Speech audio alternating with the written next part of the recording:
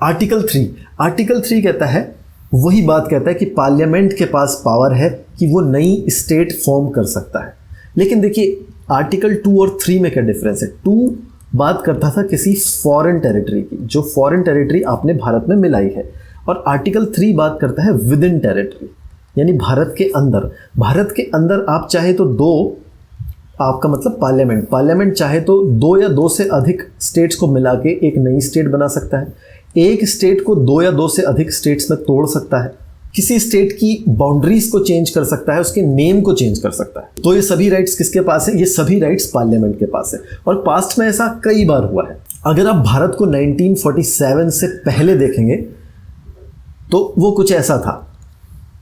ये red area जो आपको दिख रहा है, ये थी सारी ब्रिटिश प्रोविंसेस, यानी यहाँ पर ब्रिटिश डायरेक्टली रूल करती थी, और जो बाकी सारे एरियाज हैं, बाकी सारी जो टेरिटरीज थी, ये थी प्रिंसली स्टेट्स।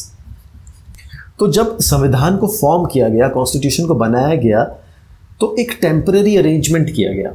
इन सभी टेरिटरीज को 4 पार्ट में डिवाइड कर दिया, ABCD।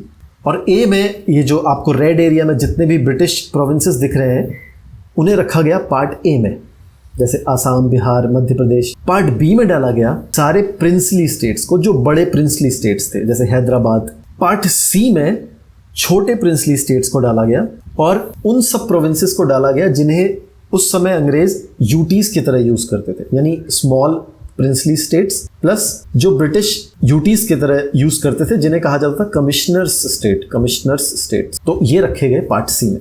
और पार्ट डी हमारा बना यूटी, यूनियन टेरिटरी। इसमें एक ही था, अंडमान एंड निकोबार आइलैंड्स। हालांकि ये जो अरेंजमेंट था ABCD, ये टेम्पररी अरेंजमेंट था। उस समय हमारे जो राष्ट्रपति थे डॉक्टर राजेंद्र प्रसाद, उन्होंने कमीशन बनाई थी, धर कमीशन। उसका काम ये देखना था कि इन टेरिटरीज को, ABCD जो टेरिटरीज हैं, इन्हें किस तरह से डिवाइड किया जा सकता है।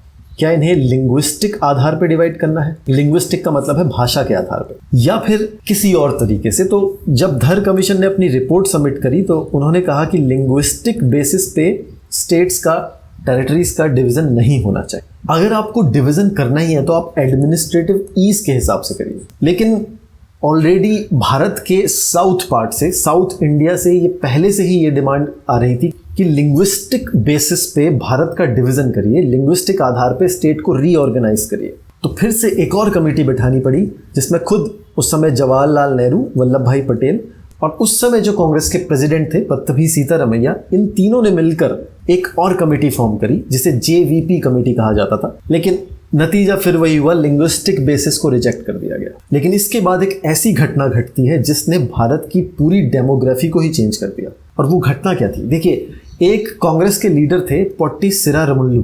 ये बैठ गए हंगर स्ट्राइक पे। इनका कहना था, ये जो मद्रास स्टेट है, यहाँ से आंध्र प्रदेश एक अलग स्टेट बनाइए तेलुगु स्पीकिंग लोगों के लिए। तो ये बैठ गए हंगर स्ट्राइक पे। 56 दिन के बाद इनकी मृत्यु हो गई, और जैसे ही इनकी डेथ होती है तो एक पॉलिटिकल टर्ब्यूलेंस आ गया, यहाँ तक कि सरकार गिरने तक की नौबत आ गई। तो जवाहरलाल नेहरू ने 3 ही दिन के बाद अनाउंस कर दिया कि हम आंध्र प्रदेश क्रिएट करेंगे, लिंग्विस्टिक ग्राउंड पे क्रिएट करेंगे। और फाइनली अक्टूबर 1953 में आंध्र प्रदेश बनाया गया। और एक बार जब आपने किसी एक राज्य को लिंग्विस्टिक बेसिस पे बना दिया है, तो आपको बाकी राज्यों को भी बनाना ही पड़ेगा। तो बाकी जगह से भी डिमांड आने लगी, और फाइनली फिर फजल अली कमीशन बैठती है 1953 में, जिसने अपनी रिपोर्ट तकरीबन 2 साल बाद 1955 में सितंबर के महीने में सबमिट करी। और इसने कहा कि ठीक है, लिंग्विस्टिक बेसिस पे भारत का डिवीज़न किया जा सकता है, लेकिन भारत की यूनिटी पे कोई आंच नहीं आनी चाहिए। भारत की यूनिटी बरकरार रहनी चाहिए। ऐसा नहीं होना चाहिए कि 1 स्टेट 1 लैंग्वेज।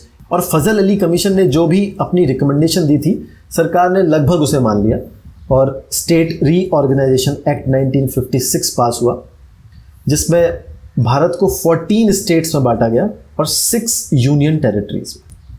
और साथ ही साथ 7th कॉन्स्टिट्यूशनल अमेंडमेंट एक्ट भी पास हुआ, क्योंकि जो ABCD का फंडा था उसे हटाना था, तो कॉन्स्टिट्यूशन अमेंडमेंट करना था। तो ABCD हट गए और भारत बन गया स्टेट्स एंड यूनियन टेरिटरीज का एक संघ, जिसमें 6 यूनियन टेरिटरीज थी और 14 स्टेट्स। ये जो मैप है वो ऐसा हो गया। यहाँ पे आप देख सकते हैं कि मद्रास से आंध्र प्रदेश कट गया, और फिर बाद में बॉम्बे से गुजरात भी कट गया, मध्य प्रदेश से छत्तीसगढ़ कट गया, आंध्र प्रदेश से भी तेलंगाना कट गया, आसाम से अरुणाचल प्रदेश, मिज़ोरम, मेघालय और नागालैंड कटे, और ये सब चीज़ें चलती रही। और फाइनली इंडिया ऐसा हो गया कि आज हमारे पास 28 स्टेट्स हैं और 9 यूनियन टेरिटरीज हैं। हाल ही में आपको पता है कि कश्मीर 2 यूटीज़ में टूटा है, एक है लद्दाख और दूसरी है जम्मू और कश्मीर। तो ये सारे जो चेंजेस हुए, वो चेंजेस कैसे हुए? आर्टिकल 3 की मदद से हुए। मैं फिर से आपको रिवाइज कराता हूँ। आर्टिकल 3 क्या कहता था? आर्टिकल 3 कहता है पार्लियामेंट के पास पावर है, वो नई स्टेट बना सकती है 2 स्टेट को जोड़ के या 1 स्टेट को तोड़ के, वो सभी पावर्स पार्लियामेंट के पास है। लेकिन यहाँ पर 2 बातें ध्यान देने वाली है। पहली बात, जो भी वो बिल होगा, उस बिल को प्रेसिडेंट की रिकमेंडेशन के बगैर आप किसी भी हाउस में इंट्रोड्यूस नहीं कर सकते। हालांकि ये कोई बहुत मुश्किल चीज़ नहीं है, ये इजीली किया जा सकता है। और दूसरी बात है कि प्रेसिडेंट उस बिल को इंट्रोड्यूस करने से पहले उसे कंसर्न्ड स्टेट लेजिस्लेचर को रेफर करेगा। कहने का मतलब यह है कि अगर आप मद्रास का एग्जाम्पल लीजिए कि मद्रास से हमें आंध्र प्रदेश अलग करना है, तो पहले उस बिल को मद्रास को रेफर किया जाएगा और उन्हें अपने व्यूज़ देने का मौका दिया जाएगा। हालांकि यहाँ पे बड़ी इंटरेस्टिंग बात है कि इस व्यू को मानने के लिए प्रेसिडेंट बाध्य नहीं है। तो प्रेसिडेंट चाहे तो इस व्यू को माने, चाहे तो न माने, और ऐसा हुआ भी है। आंध्र प्रदेश से जब तेलंगाना बाद में कटा था, तो वहाँ की जो स्टेट लेजिस्लेचर थी, यानी वहाँ की जो विधानसभा थी, उसने उस बिल को रिजेक्ट कर दिया था। इसके बावजूद तेलंगाना फॉर्म हुआ। अब हम अगर एक क्विक रिवीजन लें तो आर्टिकल 1 क्या कहता है? आर्टिकल 1 कहता है कि हम यूनियन ऑफ स्टेट्स हैं। सभी स्टेट्स और टेरिटरीज़ के नाम शेड्यूल 1 में दिए गए हैं। हमारी टेरिटरीज़ 3 तरह की हैं, स्टेट, यूटी और जो हम एक्वायर करेंगे या की है। आर्टिकल 2 कहता है पार्लियामेंट के पास पावर है, वो किसी एक्वायर्ड फॉरेन टेरिटरी को भारत का हिस्सा बना सकती है। पार्लियामेंट के पास ये पावर है 2 तरह से, एक है कि उसे नई स्टेट बना दे और दूसरा है उसे एग्जिस्टिंग स्टेट के साथ ही जोड़ दे। आर्टिकल 3 कहता है कि पार्लियामेंट के पास पावर है कि वो with in territory new state form कर सकता है। लेकिन 2 बातों का ध्यान देना है। बिल को प्रेसिडेंट की रिकमेंडेशन के बगैर इंट्रोड्यूस नहीं किया जा सकता। दूसरा, बिल इंट्रोड्यूस करने से पहले उसे कंसर्न्ड स्टेट लेजिस्लेचर को रेफर किया जाएगा। हालांकि प्रेसिडेंट बाध्य नहीं है उनके व्यू को मानने के लिए। अब आते हैं हम आर्टिकल 4 पे। आर्टिकल 4 देखिए सिंपल सी बात कहता है। वो ये कहता है कि आर्टिकल 2 और 3 में जो आपने आर्टिकल 2 और 3 में जो आपने नई स्टेट बनाई है, उस स्टेट को 368 नहीं माना जाएगा। 368 नहीं माना जाएगा। इसका क्या मतलब है? पहले तो ये समझते हैं कि 368 क्या होता है। 368 होता है कॉन्स्टिट्यूशन अमेंडमेंट, यानी कि संविधान संशोधन। तो अगर आप नई स्टेट फॉर्म करते हैं 2 और 3 के अंदर, तो उसे संविधान संशोधन नहीं माना जाएगा। हालांकि ऐसा करने से संविधान में संशोधन हो जाएगा। अगर आप नई स्टेट बनाते हैं तो ऑब्वियस सी बात है शेड्यूल 1 में चेंज होगा। शेड्यूल 1 में एक नई स्टेट जुड़ेगी। शेड्यूल 4 में चेंज होगा, क्योंकि शेड्यूल 4 बात करता है राज्यसभा की सीट एलोकेशन की। तो ऑब्वियस सी बात है आप एक नई स्टेट बना रहे हैं तो उसको सीट आप एलोकेट करेंगे।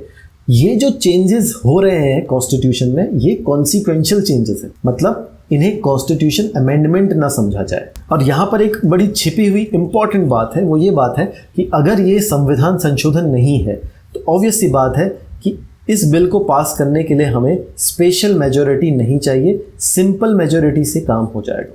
सिंपल मेजॉरिटी का मतलब है कि जितने भी सदन में लोग उस समय प्रेजेंट हैं और जो वोटिंग कर रहे हैं, उनका 50% प्लस 1 वोट अगर मिल जाता है तो बिल पास हो जाएगा।